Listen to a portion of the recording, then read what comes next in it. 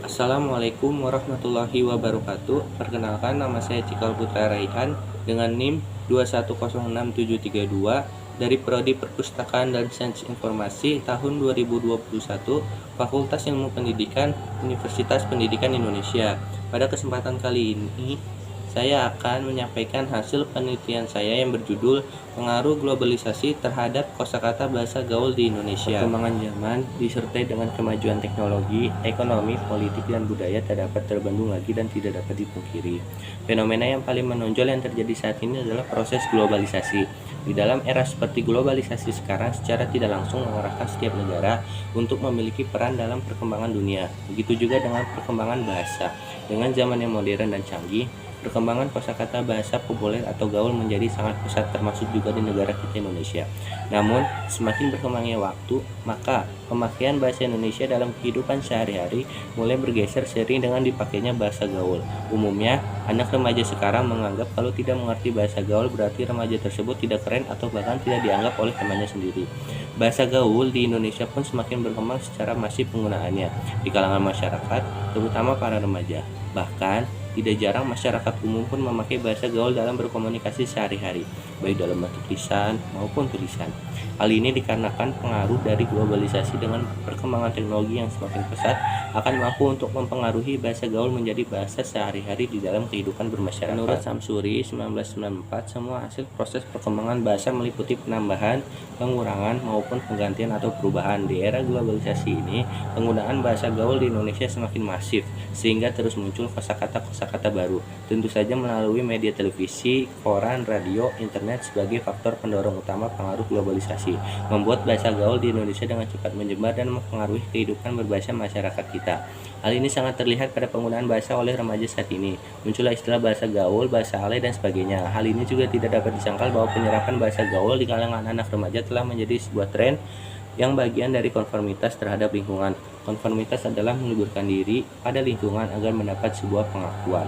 Sesuai dengan teori di atas, di era globalisasi sekarang telah menciptakan berbagai macam bahasa baru. Hal ini didukung oleh berbagai media seperti televisi, koran, radio, dan juga internet. Sebagian besar kata dalam bahasa baru juga merupakan terjemahan, singkatan, maupun plesetan dari bahasa yang telah ada.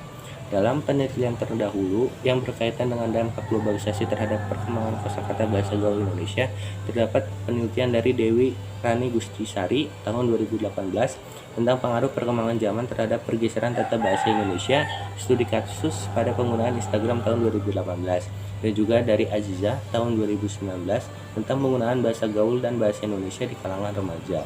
Dalam penelitian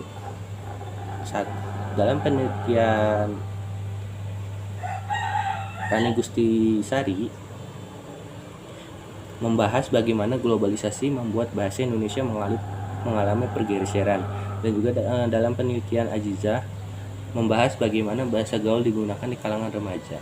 Perbedaan penelitian ini dengan penelitian terdahulu adalah dalam penelitian ini akan membahas lebih dan difokuskan mengenai perkembangan pengaruh bahasa gaul di Indonesia.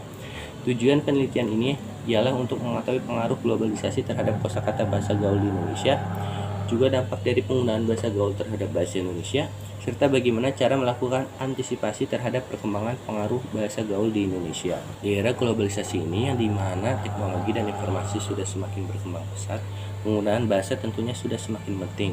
Namun karena itu juga banyak sekali masyarakat, terutama para remaja, yang sering menggunakan atau mengubah bahasa Indonesia yang semestinya menjadi bahasa baru yang mereka ciptakan sendiri.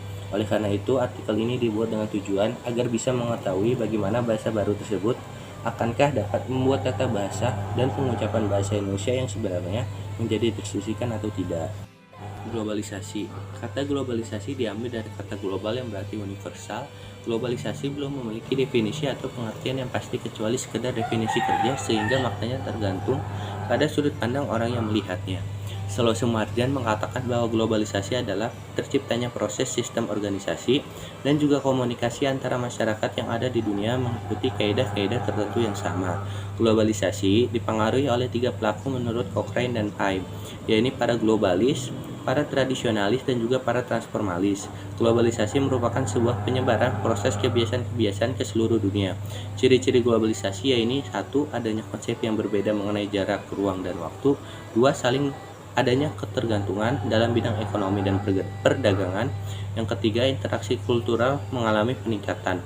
Penyebab dan pendorongnya globalisasi yaitu meningkatnya perkembangan teknologi dan juga informasi, terjalinnya banyak kerjasama internasional, dan semakin mudahnya untuk berpergian dengan transportasi dan juga karena ekonomi yang terbuka. Bahasa Indonesia. Bahasa Indonesia adalah bahasa resmi dan bahasa Persatuan Negara Indonesia. Hal ini tertuang dengan jelas di Undang-Undang 1945 Pasal 36. Dalam pasal tersebut dengan jelas memposisikan bahasa Indonesia sebagai bahasa negara yang sesuai hukum dan tidak bisa diganggu-gugat. Fungsi bahasa Indonesia adalah sebagai bahasa resmi kenegaraan, pengantar pendidikan, sarana pengembangan, pembinaan, pemanfaatan ilmu pengetahuan, teknologi, seni, dan media massa. Bahasa gaul ialah sebuah gaya bahasa yang dimodifikasi atau dirubah dari berbagai macam bahasa, termasuk di bahasa Indonesia. Bahasa gaul tidak memiliki sebuah struktur bahasa yang pasti. Sebagian besar kata-kata dalam bahasa gaul merupakan terjemahan, singkatan maupun plesetan. Namun bisa juga diciptakan sebuah kata gaul yang sulit diacak asal-usulnya. Struktur bahasa gaul. Ragam bahasa gaul memiliki ciri singkat, lincah, dan unik. Kata-kata yang digunakan biasanya pendek, sementara jika ada kata yang panjang akan diperpendek dengan proses morfologi atau merubahnya dengan kata yang lebih pendek. Contohnya memang menjadi emang.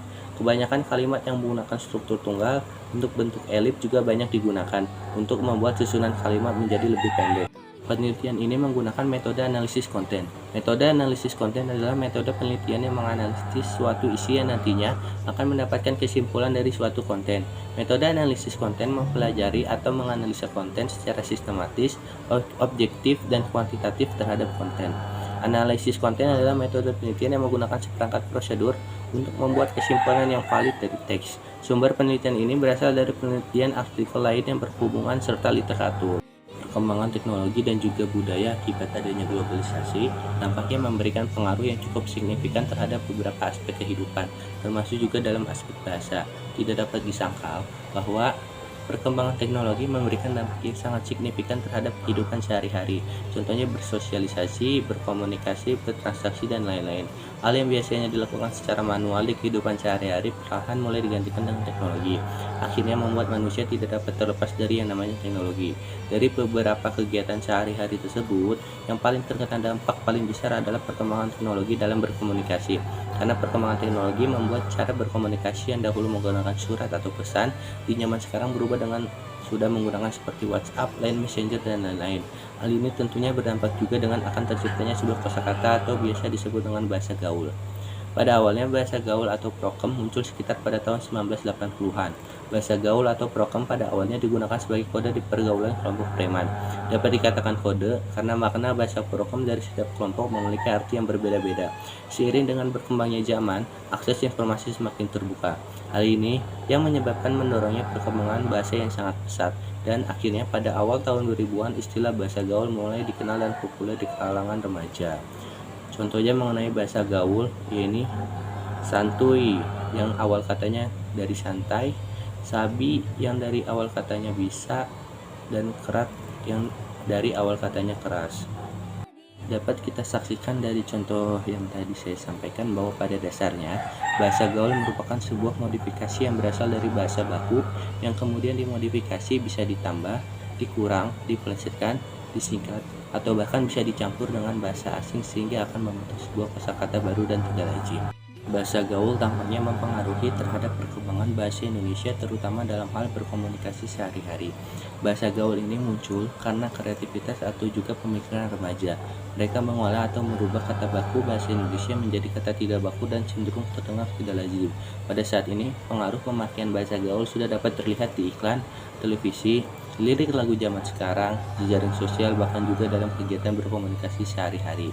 Hal ini tampaknya akan cukup gawat karena akan memberikan pengaruh yang kurang baik terhadap keberadaan bahasa Indonesia, seperti masyarakat yang tidak akan memakai ejaan yang disempurnakan lagi, masyarakat akan menganggap remeh bahasa Indonesia dan akan menyebabkan masyarakat tidak akan mau lagi belajar bahasa Indonesia karena berpikiran kemampuan bahasa Indonesia mereka sudah baik dan benar, dan juga akan membuat masyarakat dengan enggan menggunakan bahasa Indonesia yang baku.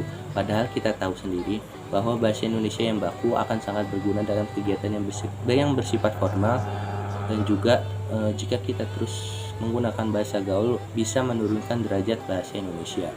Untuk menghindari pemakaian bahasa gaul yang semakin berkembang, di masa depan perlu dilakukan antisipasi dan juga perlu menumbuh kembangkan penggunaan bahasa Indonesia agar bahasa Indonesia tidak lumpuh di masa yang akan datang.